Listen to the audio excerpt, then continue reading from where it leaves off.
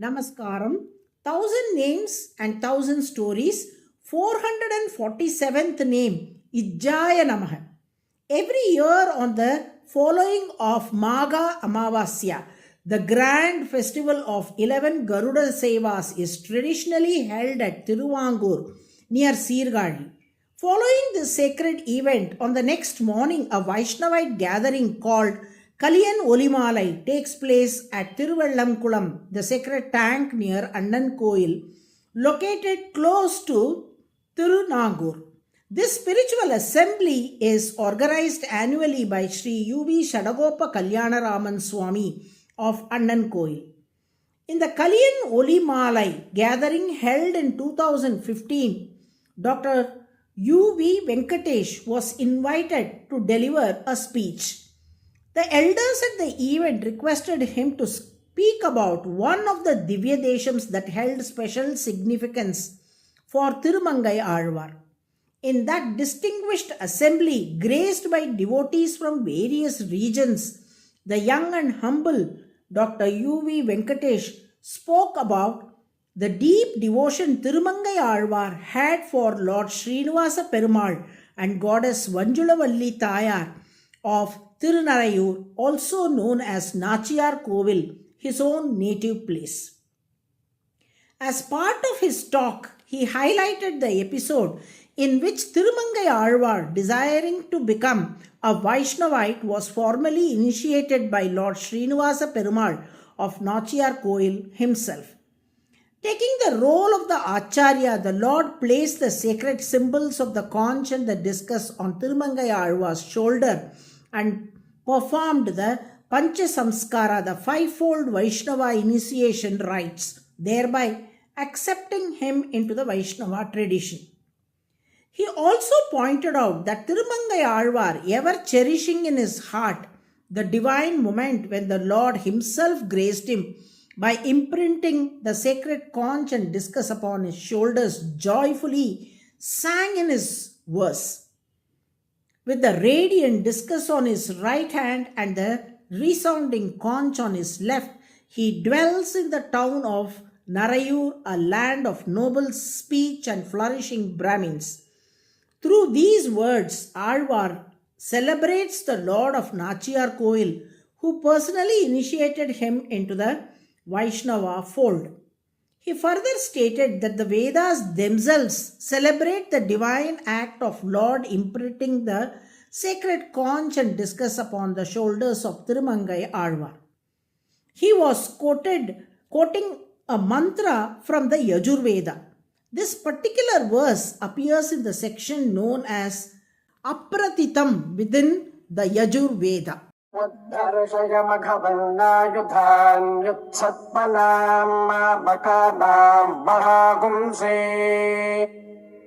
He humbly submitted that this Vedic verse could also be interpreted as referring to Lord of Narayur, Magavan, the one capable of performing countless divine marvels.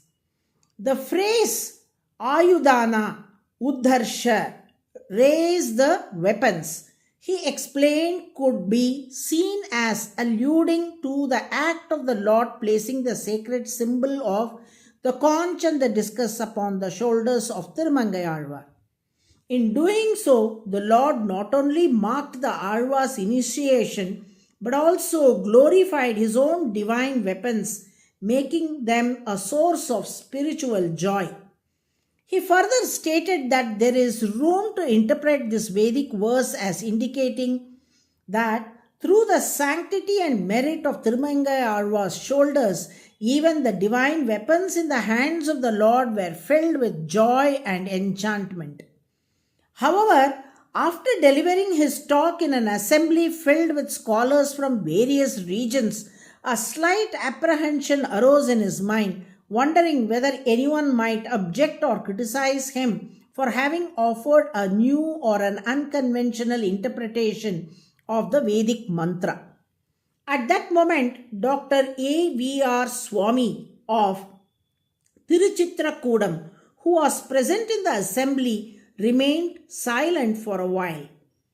After a brief pause, he said, I was searching for the right words to appreciate you. That's why I didn't speak immediately. Truly, this is a deeply meaningful and highly appropriate interpretation, and he warmly commended him. Furthermore, in the Vaishwanaradi section of Sri Bhashyam, Sri Ramanuja shows the way by affirming that all references to various deities in the Vedas can ultimately be understood as directly referring to Lord Narayana himself when interpreted through the lens of proper contemplation. The word Agni, when interpreted etymologically, refers to one who leads the way forward through darkness. It is in essence Lord Narayana who grants us divine light, enabling us to cross over the darkness of ignorance. Thus, it is He who is truly Agni, the guide and illuminator. The name Indra means the Lord of all worlds. In that sense, the Vedas can be understood as referring to Lord Ranganatha, who rules over both the earths, surrounded by the sacred Kaveri and the celestial realms above, as the true Indra. In this same way, names such as Vayu, Varuna, and Brihaspati, though they appear to denote individual deities, ultimately point to Lord Narayana as shown by Sri Ramanuja himself. It is along this very line of thought that Dr. U. V. Venkatesh spoke, deeply rooted in that tradition of interpretation.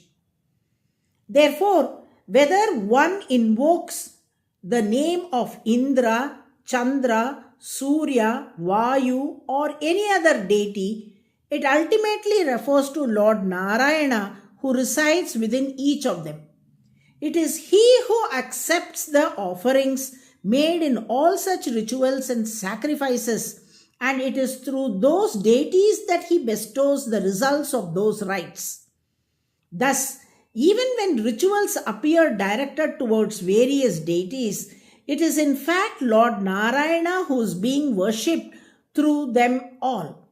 For this reason, He is called IJYAAYA, meaning the one who is worshipped through sacrifices. This is the 447th name in the Vishnu Sahasranamam. Those devotees who daily chant IJYAAYA NAMAH with devotion, the Lord graciously accepts all their acts of worship and blesses them abundantly. Narayana, Narayana.